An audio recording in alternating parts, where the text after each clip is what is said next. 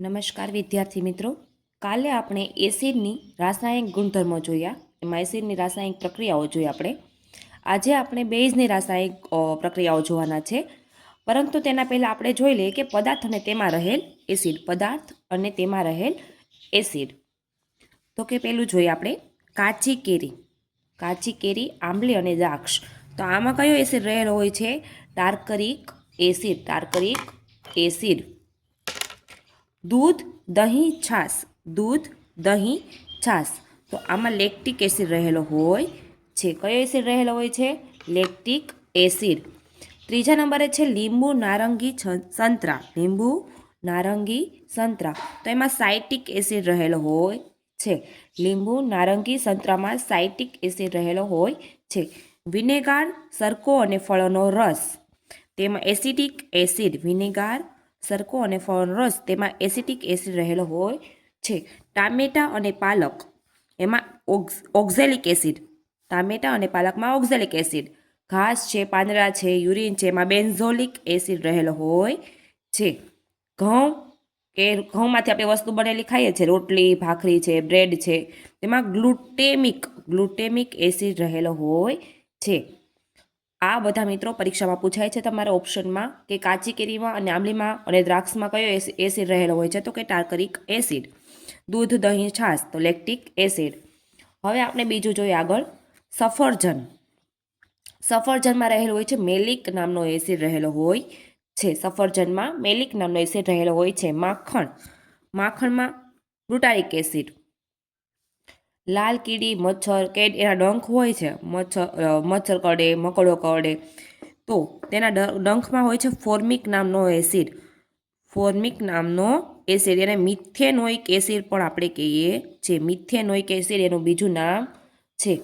મધમાખીના ડંખમાં, મધમાખી કરડે તો તીવ્ર ફોર્મિક નામનો એસિડ એમાં રહેલો હોય છે. આમળામાં કયો એસિડ રહેલો હોય છે? તો કે એસ્કોર્બિક નામનો એસિડ રહેલો હોય છે. બેટરી, જે આપણે બેટરી વાપરીએ છીએ તો તેમાં રહેલો હોય છે H2SO4, સલ્ફ્યુરિક એસિડ.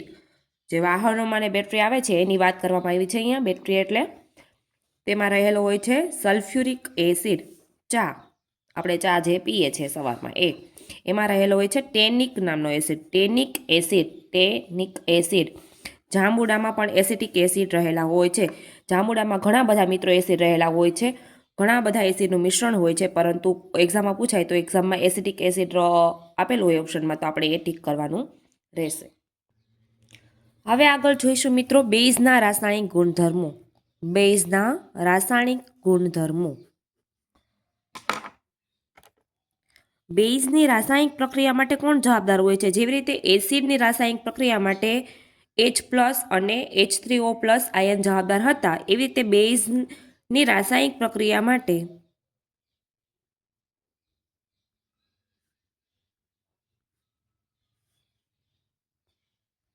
તેના જલીય દ્રાવણમાં રહેલા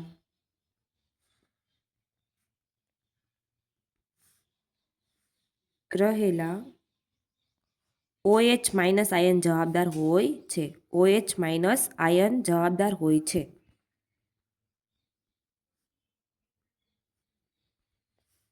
એસિડની રાસાયણિક પ્રક્રિયા માટે H+ પ્રોટોન અને H3O+ આયન જવાબદાર હતા, એવી જ રીતે બેઝની રાસાયણિક પ્રક્રિયા માટે તેના જલીય દ્રાવણમાં રહેલા OH- આયન જવાબદાર હોય છે. તો આપણે બેઝની પહેલી રાસાયણિક પ્રક્રિયા જોઈએ, બેઝની એસિડ સાથેની પ્રક્રિયા.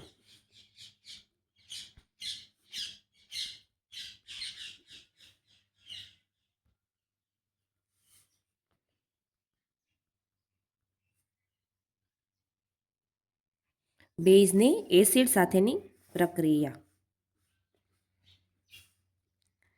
બેઝની એસિડ સાથેની પ્રક્રિયા થઈ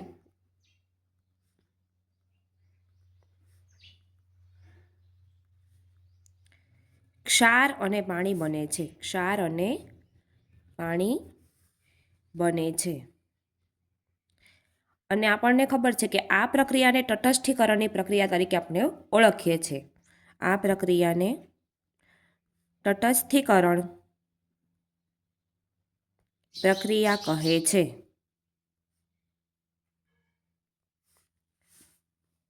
ક્ષાર અને પાણી બને છે બેઝની એસિડ સાથેની પ્રક્રિયા થઈને.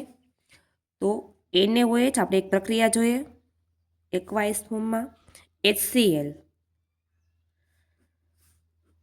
સોડિયમ હાઇડ્રોક્સાઇડ હાઇડ્રોક્લોરિક એસિડ પ્રક્રિયા થઈને NaCl plus H2O sodium chloride.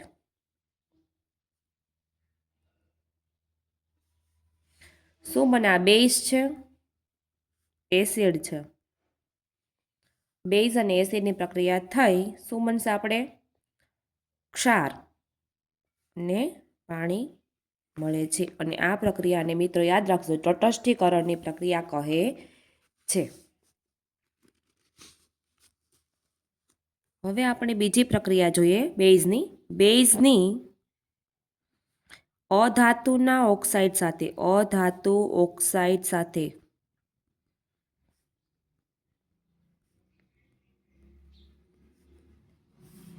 મિત્રો યાદ રાખજો કે બેઝના અધાતુના ઓક્સાઇડ સાથે પ્રક્રિયા આપતું નથી. બેઝ છે એ ધાતુના ઓક્સાઇડ સાથે પ્રક્રિયા આપતું નથી.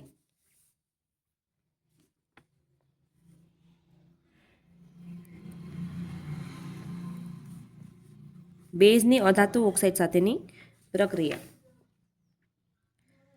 બેઝની અધાતુ ઓક્સાઇડ સાથે પ્રક્રિયા થઈ ક્ષાર અને પાણી બને છે. પ્રક્રિયા જોઈએ CaOH ટ્વાઇસ એક્વાઇસ ફોર્મમાં. આને શું કહેવાશે? કેલ્શિયમ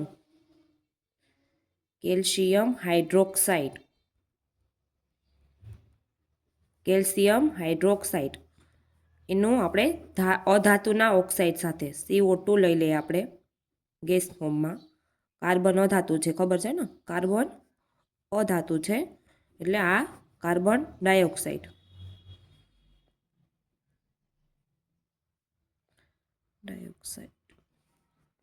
પ્રક્રિયા થઈને શું બનશે?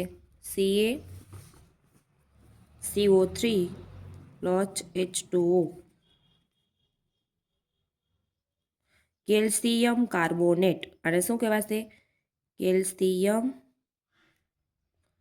કાર્બોનેટ એક પ્રકારનો ક્ષાર છે મિત્રો.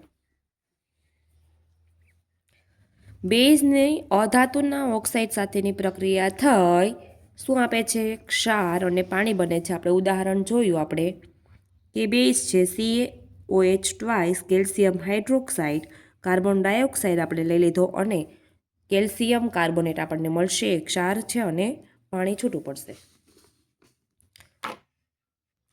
મિત્રો આપણે અહીંયા એક નોંધ કરી લેશું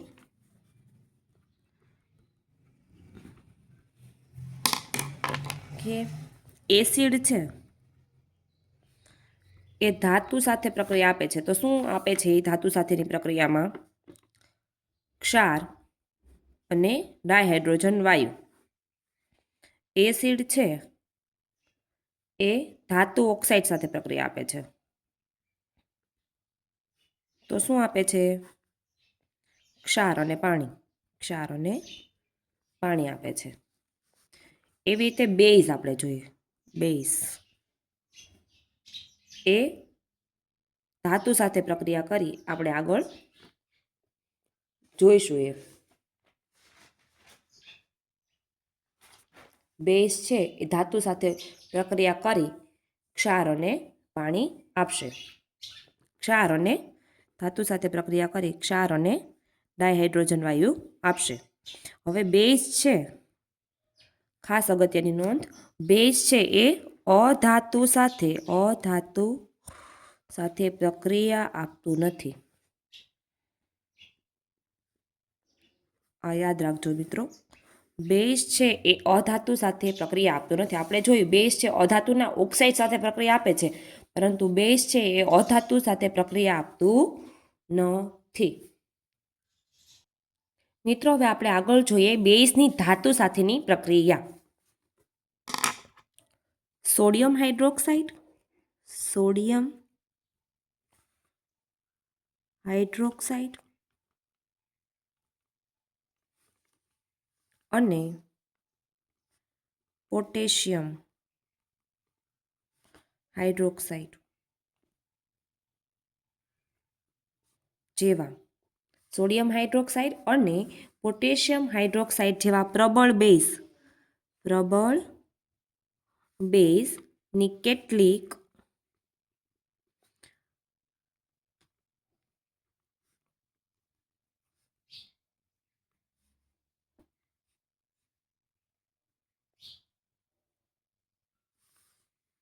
સોડિયમ હાઇડ્રોક્સાઇડ અને પોટેશિયમ હાઇડ્રોક્સાઇડ જેવા પ્રબળ બેઝની કેટલીક ઉભયધર્મી ધાતુ સાથે પ્રક્રિયા થઈ ક્ષાર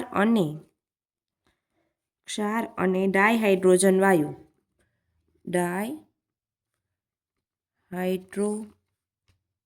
વાયુ ઉત્પન્ન કરે છે.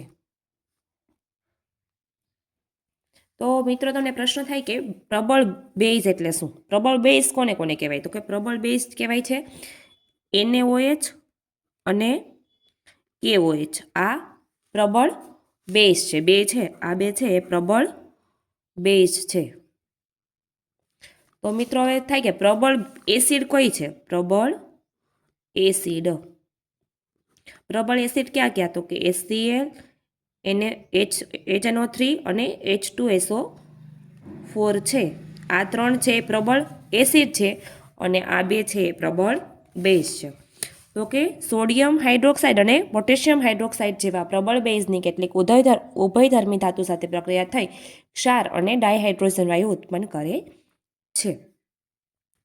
પ્રક્રિયા જોઈએ 2NaOH એકવાઇસ ફોર્મમાં પ્લસ Zn ઝિંક લઈ લીધું,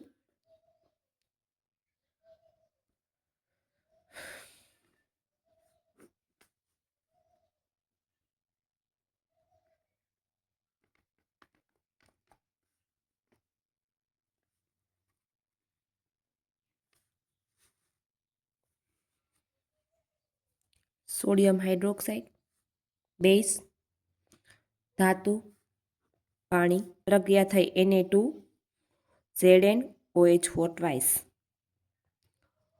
ડાયહાઇડ્રોજન વાયુ. આનું નામ શું કહેવાય? તો કે સોડિયમ ઝિંકેટ Na2ZnOH4 સંકીર્ણ ક્ષાર કહેવાય આને, સંકીર્ણ ક્ષાર. આનું નામ છે સોડિયમ ઝિંકેટ અને સંકીર્ણ ક્ષાર કહેવાય. બીજી પ્રક્રિયા જોઈએ આપણે 2KOH પ્લસ એલ્યુમિનિયમ સાથે આપણે એની પ્રક્રિયા કરીએ તો આપણને શું મળે છે? 2KOH4 એકવાઇસ form plus H2 gas ફોર્મમાં. આપણને ખબર છે આ પોટેશિયમ હાઇડ્રોક્સાઇડ એલ્યુમિનિયમ પાણી સાથે પ્રક્રિયા થઈ 2KL aluminium OH4 potassium aluminium. આનું નામ છે પોટેશિયમ એલ્યુમિનેટ. મિત્રો આ નામ ખાસ યાદ રાખજો અને કહેવાશે પોટેશિયમ એલ્યુમિનેટ. આ પણ એક સંકીર્ણ ક્ષાર છે.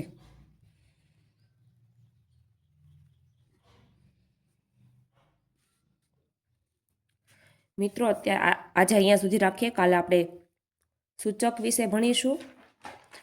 પછી જલીય દ્રાવણની pH માપવાની બધી જે રીતો છે એ pH પત્ર શું છે એ બધું કાલે આવતા લેક્ચરમાં જોઈશું. જો તમને વિડીયો પસંદ આવ્યો હોય તો લાઇક, શેર અને સબસ્ક્રાઈબ કરવાનું ના ભૂલતા.